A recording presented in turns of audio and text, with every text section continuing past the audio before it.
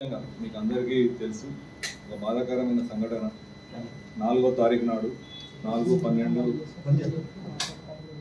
నాడు సంధ్యా 70 స్పెషల్ షోలు జరుగుతున్నప్పుడు ఒక సఫకేషన్ తోటి ఊపిరి ఆడక లోయర్ బాల్కనీలో చనిపోయిన సంఘటన అందరికీ విదితమే.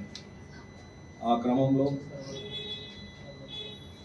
దానికి సంఘటనకు బాధ్యులైన దాని గురించి మా డీసీపీ సార్ ఆ రోజు పత్రికా సమావేశం ఏర్పాటు చేసి బాధ్యులైన వారిపై చట్టరీత్యా చర్యలు తీసుకుంటామని చెప్పి చట్ట ప్రకారం 105/1181 రెడ్ విత్ 3/5 BNS ప్రకారము కేసు నమోదు చేసి చికట్పల్లి పోలీసుల ద్వారా పరిశోధన కొనసాగింది.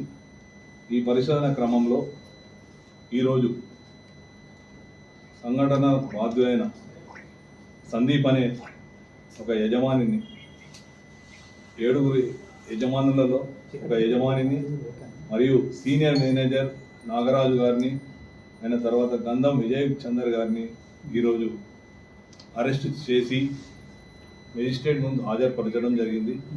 వారిని జ్యుడిషియల్ రిమాండ్కు తరలించడం జరిగింది. ఈ సంఘటనలో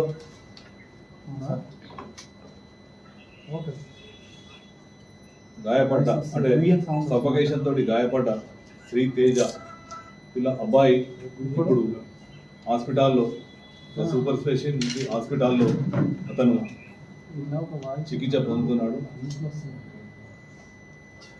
చికిత్స జరుగుతుంది. ఇంకా దీనిలో ఈ కేసులో పరిశోధన కొనసాగుతున్నది.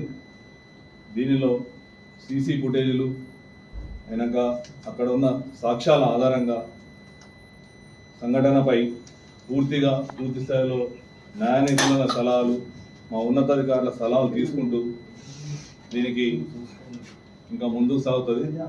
దీనిలో చట్టరీత్యా ఎవరెవరైతే దీనిలో ఇంకా పాలు పంచుకొని ఉన్నారో వారందరిపై తదుపరి చర్యలు ఉంటాయి. Thank you.